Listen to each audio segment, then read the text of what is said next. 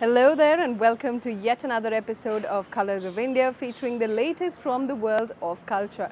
Let's begin the show by taking a quick look at the main stories. Kathak continues to be the in thing and we move on then to some fusion rhythms and end it all with some amazing food on a platter. Music allows the imagination to take flight, said Plato, and I agree completely. But if you have a hunch on this, then I don't think it would last much longer after you've watched our show.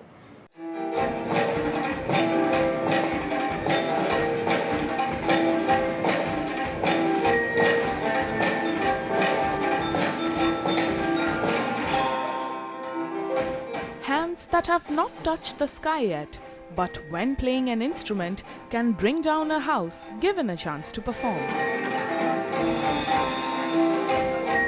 Such was Language of Innocence, a fusion music ensemble where the expert hands of these young musicians blended the joyous rhythms with different voice textures to celebrate the spirit of unity.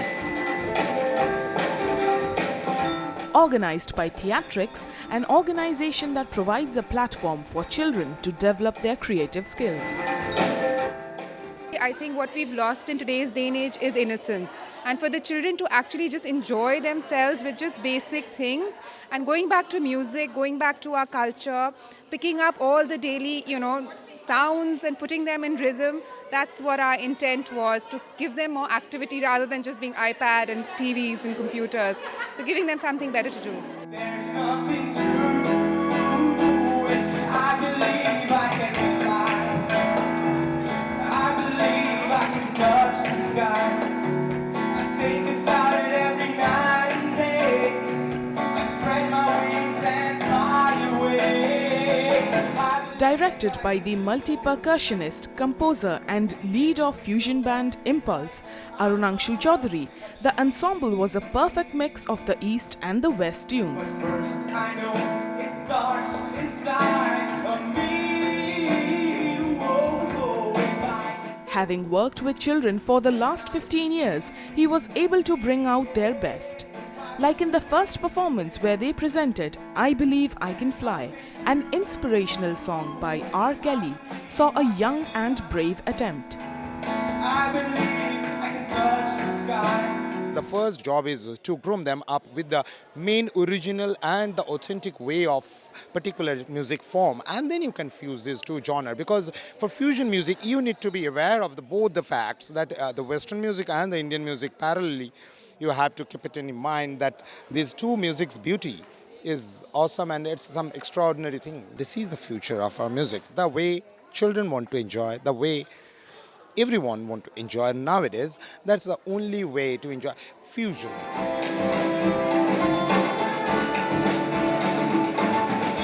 The ensemble, entirely of school students, brought forth the real essence of world music, wherein 10 young tablists, 3 drums, 5 keyboards, 3 guitarists and more presented a splendid mixture of African, Mexican and Indian instruments.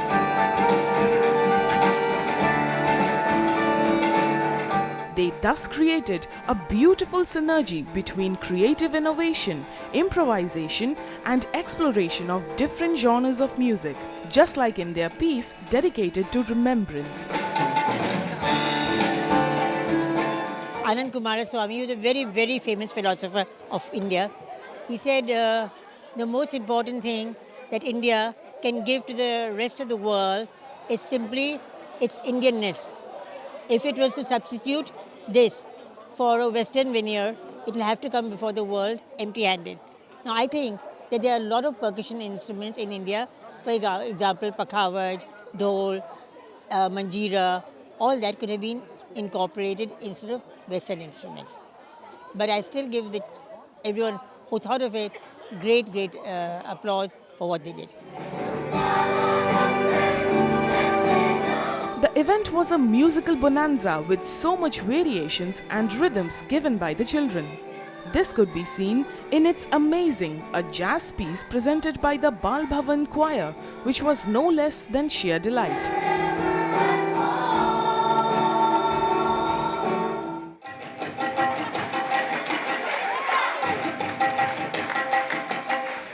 From smoother tones, they soon drifted to bolder tones. Planet Drums was a scintillating jugalbandi between the tiny tablists and the daring drummers, all producing thunderous music.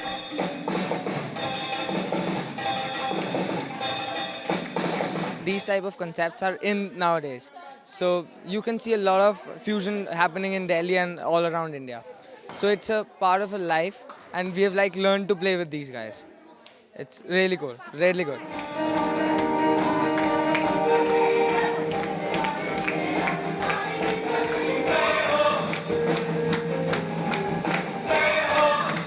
Imparting the message of unity with the call of the nation, they sang A.R. Rahman's famous Oscar-winning composition, Jai Ho.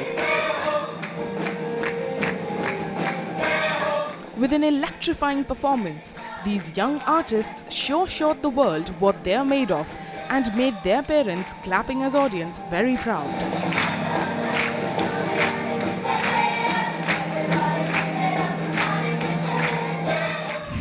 After that spirited musical presentation, it's time to move on to some art now. But now I'm talking about live art.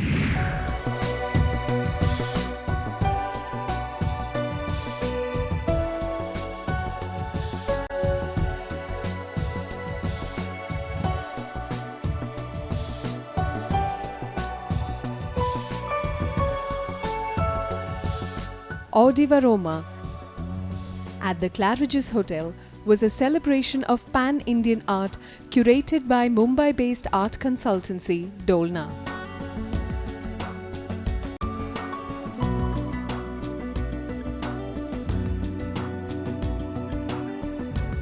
The three-day art show saw various styles of work exhibited at the Spanish restaurant space Sevi.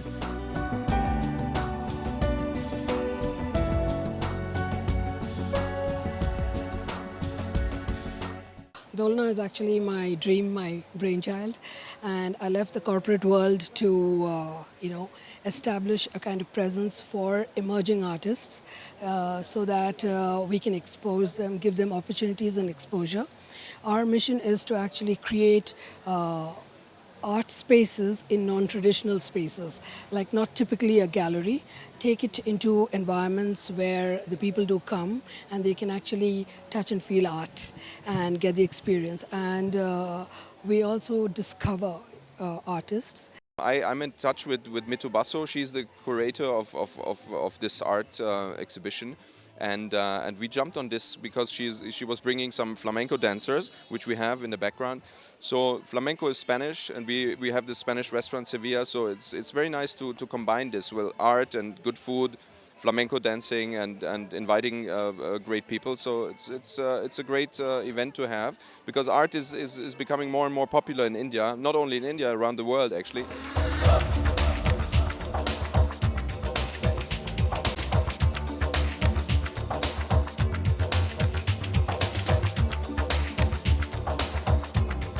The highlight of the evening, however, was the creation of live art, a task undertaken by Subodh Podar, an ad man who considers art his luxurious indulgence.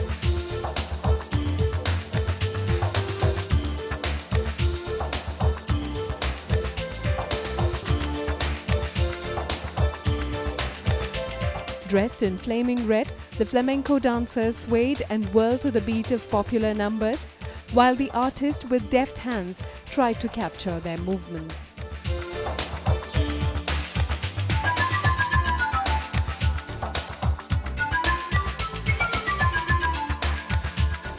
See, because the movements are changing on stage, and every movement is a challenge for me, and the dancer, better the dancer is, more challenging it is for me. So it becomes speedier.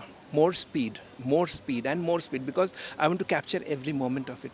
Mallika Sarabhai, she was dancing, and in a 20-minute show, I had done 40 sketches. But they were not like this. They were sketches. But that live, the life in her dance had to be captured in my paper.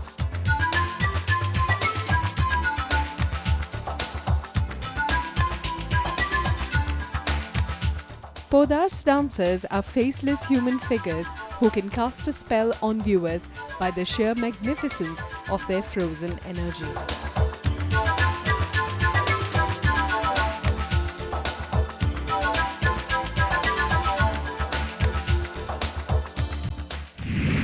I had always imagined art to be the work of a silent mind, but when I saw Mr. Podar create all that magic in front of my eyes, capturing the very energy and the essence of those dancers, now that was a fantastic experience. It is now time for me to go on a quick break. I'll see you on the other side. On the other side is the fast rhythm of Kathak, followed by a photo exhibition. Welcome back. The classical circuit considers World Dance Day as one of the most important. So for you, we bring a take on the classical.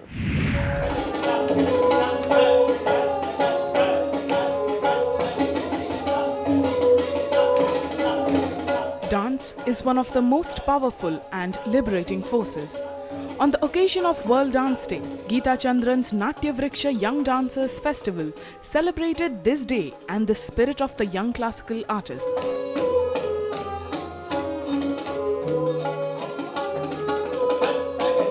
One such talent is Swati Sinha, a Kathak dancer and disciple of Guru Rajendra Gangani. Geeta ji is celebrating it as Young Dancers Fest and not simply a dance day, which is very special, which is very good, which is a very good platform for us young dancers, because there are so many events happening all over the world, but ultimately it is only the most established, the most senior most people who are being called, and definitely it is very good. We get to watch them through those platforms only. But then we need platforms to showcase our efforts also.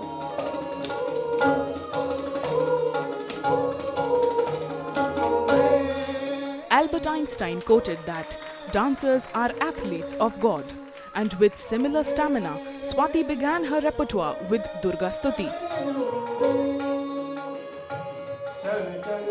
a powerful and energetic piece on Goddess Durga, where the power and the righteous nature of the deity is praised by her devotees. Swati impeccably depicted the three faces of Durga: the creator, destroyer, and preserver. My daughter is learning Kathak, and even I have learned Kathak for a while, so I am very strong of the opinion that it should be further cultivated among the younger generation. So yes, this is very important.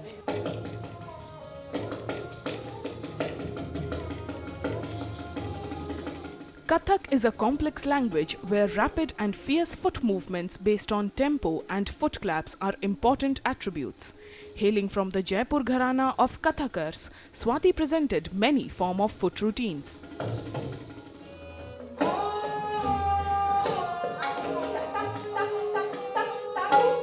Narrating the rhythmic lyrics of the piece first and then performing made her repertoire a dialogue between the percussionists and the dancer.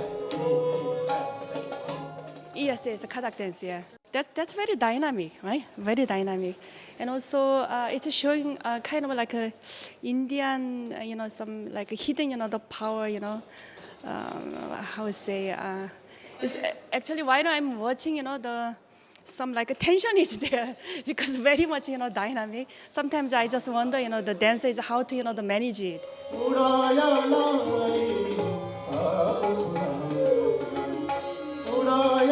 Swati concluded the show with a presentation of Draupadi's Cheer Haran.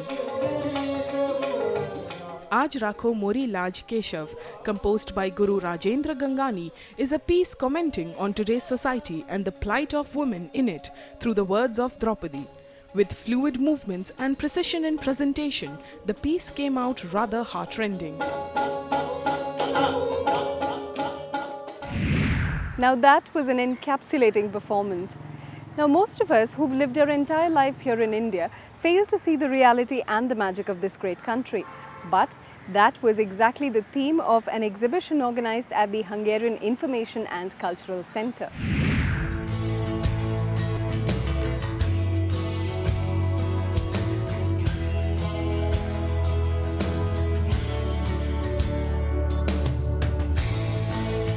Four photographers and the world through their cameras. was the theme of the exhibition titled The Eyes That Capture. Melinda Ruck, Barbola Zigi, Katrina Svetlova and Ebola Jesensky captured Varanasi, Old Delhi, Nizamuddin Basti, Jaipur and Pondicherry over a span of 3 years.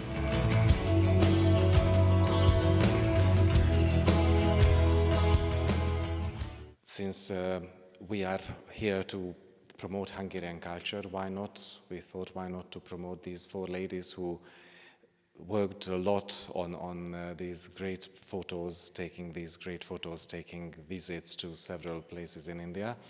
So this is one of a unique exhibition, kind of a unique exhibition here at the Cultural Center, because I think so far we didn't have anybody who lived here, 4 ladies, let's say, or 4 gentlemen who lived here and they showed their artwork, and this is the first kind of experience and first kind of experiment or exhibition that we are having.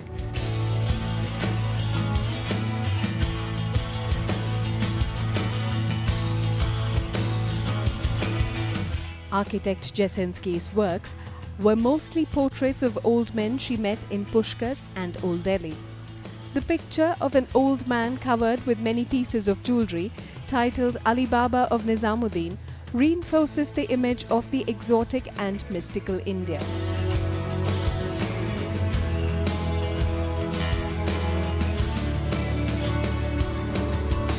Rux's photography is more about the religious ceremonies in India, and through the use of light and shade, her photograph of Varanasi during the evening aarti appears to be like a carefully painted picture. It's their experience mostly on India. Some are from Sri Lanka, some are from Africa, but mostly their Indian impressions, what they saw, what they liked. Some focus on women, some focus on spirituality, others focus on children. So they have all different genres of what they showed, but we are really happy because this is a very colorful and very interesting exhibition.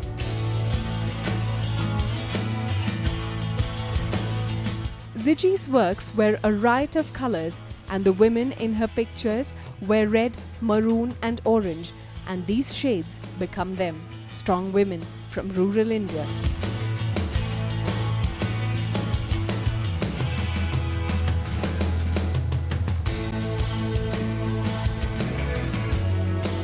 Svetlova's photographs capture the social life in India, which is there for all to see. Some of these photographs were stretched on canvas, and the medium added to the photographic appeal, like the red doe in the far corner, which seemed to suggest that there was something beyond and behind it. India is indeed a complex color palette for anybody who wants to find out more. Well, it's now time for us to go on another short break. I'll see you on the other side. Food Trail travels to the West Coast. Welcome back. On Food Trail this week, we are traveling to the far west, which means the state of Maharashtra.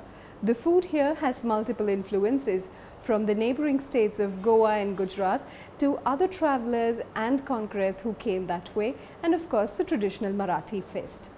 Well, it's time to find out more about the cuisine of this particular area.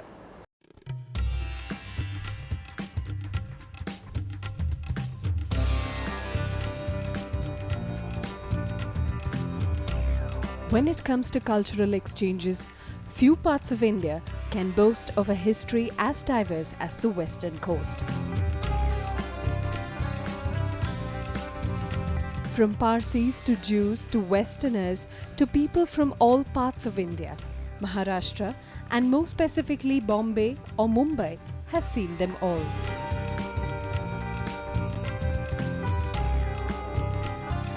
Each of these communities left behind their tastes and food metaphors, and the authentic Maharashtrian cuisine has imbibed these subtleties. ये हम 10-12 सालों से जो है यहाँ पे चला रहे हैं इसको, तो यहाँ पे महाराष्ट्रियन खाना जो है ज़्यादातर चलता है। तो महाराष्ट्रियन खाने में नॉन वेज में mutton Kolhapuri, chicken Kolhapuri, fish Kolhapuri या महाराष्ट्रियन थाली, और कुछ और भी चीज़ें हैं, पूर्णपोली है, श्रीखंड है, तो बहुत दूर दूर से लोग आते हैं यहाँ पे खाना खाने। One of the most loved of these flavors is the puran poli, a sort of roti with a sweetened yellow gram, jaggery and cardamom filling. Variations of this dish can be seen in many parts of southern India as well. And puran poli, especially this puran poli, a Marathi dish, this sweet parathas, which are damn nice. Like oil, sweet, and that gur, they keep stuff it in between the parathas. That is so nice. खाना तो बहुत ही बढ़िया था, यहाँ एकदम tasty है। हम लोग कांदा लहसुन नहीं खाते, तो हमने यहाँ पे बोला कि हमको बिना कांदा लहसुन का दे दो बना के, तो इतना बिना कांदा लहसुन का भी इतना सुंदर फूड बना कर भाजी बना के दिया है। ऐसे टेस्ट पहले कभी हम मुंबई से है, मगर मुंबई में भी इतना अच्छा हमने टेस्ट नहीं किया था।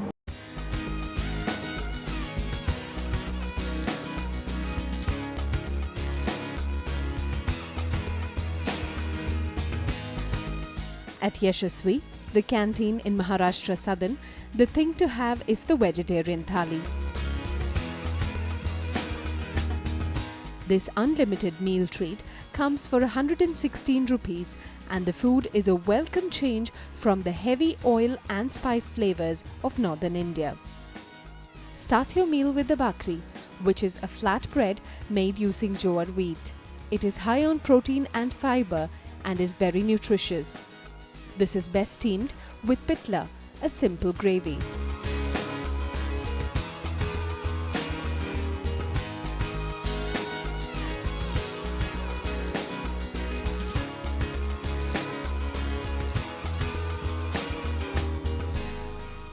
This is what people make when they're out of vegetables, because this one's made of besan and chickpea. It is a very thick gravy and has a very strong taste of green chili. Together, the two of them, they are a good combination. I totally understand why it's called comfort food.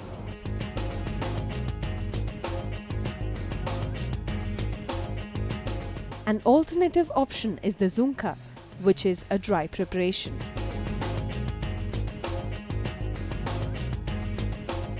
Now here you can actually taste the difference.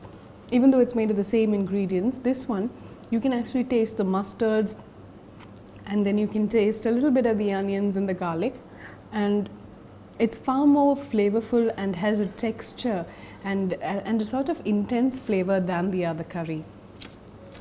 I think I prefer this one over the other one.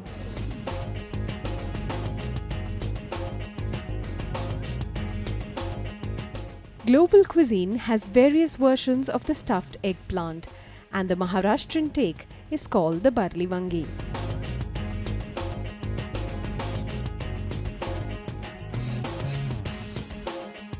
Pair this with some dry rotis and it becomes a great treat. Now the barli wangi that they have here, this is an eggplant recipe. The eggplant or the aubergine is stuffed, and it is a very flavorful and robust kind of dish. And they use a lot of, the paste that you can see here is made from groundnut, which also means it's not as spicy as the rest of the curries are, and it lends it a very distinct and unique flavor. And I kind of sense this Turkish influence because there is a dish in Turkey which is called imam baydi, which also uses a similar sort of preparation.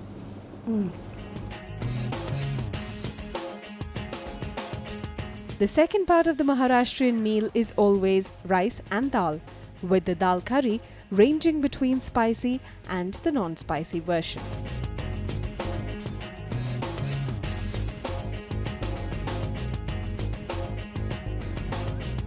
It is a highly flavorful dish again, with a sprinkling of fresh cut coconuts that just gives it that specialness. And then with the dal, which actually reminds me a lot of the rasams down south, the rice just feels perfect.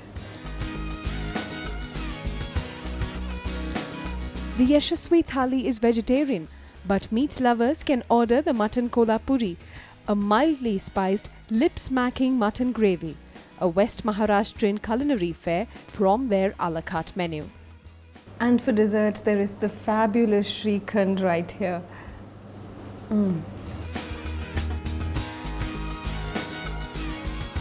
an aromatic pista and cardamom flavored strained yogurt dessert.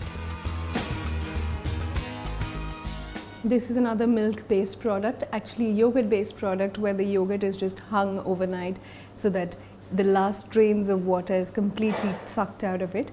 And then this is cooked, and it takes long hours to prepare something like this. In fact, this is a dish that is popular both in Maharashtra and in Gujarat, though in Gujarat they sometimes even have it with puri. Let me get back to this. I'll see you next week, same time, same show. Do remember to write to us through our Facebook page. So until later next week, goodbye, take good care and happy eating.